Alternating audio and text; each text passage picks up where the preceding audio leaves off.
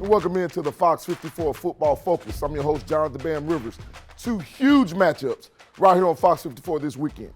We've got the Atlanta Falcons taking on NFC South rival and defending division champion Tampa Bay Buccaneers at 1. Then we've got the Dallas Cowboys traveling to LA to take on the Rams at 4:25.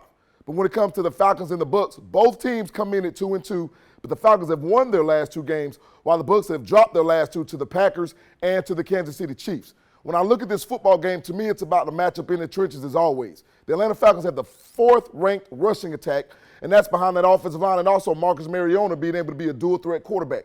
But Tampa Bay, listen to this, they're 5th in total defense as well as 5th in scoring defense, and that's even after giving up 41 to the Kansas City Chiefs.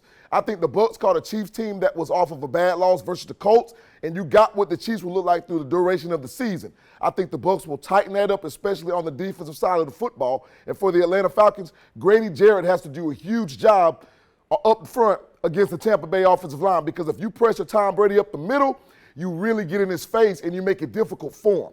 The Falcons have to get pressure up front, and they have to be able to run the football. But at the end of the day, I think that the Tampa Bay offensive line, who is finally healthy, Brady will have his complement of receivers healthy, and I think Tampa Bay wins this game to go to 3-2 and go back to first place by themselves on the NFC South.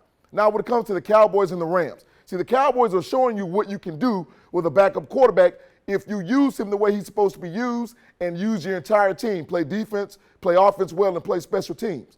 So when it comes to the Rams, their offensive line has struggled of late, and that means Matthew Stafford hasn't had an opportunity to get the football out. I think the Rams will get back to the running game because you have to neutralize a guy like Micah Parsons by making sure you run the football. That pass rush for Dallas has been the main reason during this stretch without Dak Prescott that the Cowboys have been so effective.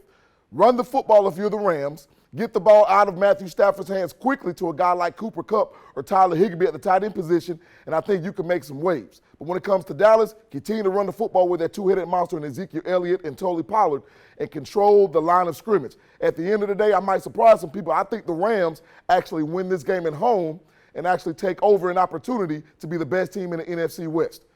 Hey, once again, huge matchups on Fox 54 this Sunday. Remember, the Falcons are taking on the Bucs at 1 p.m., and the Cowboys are taking on the Rams at 4:25 p.m. This is Fox 54 Football Focus right here with your boy Jonathan Bam Rivers. You don't want to miss a second of the action. God bless.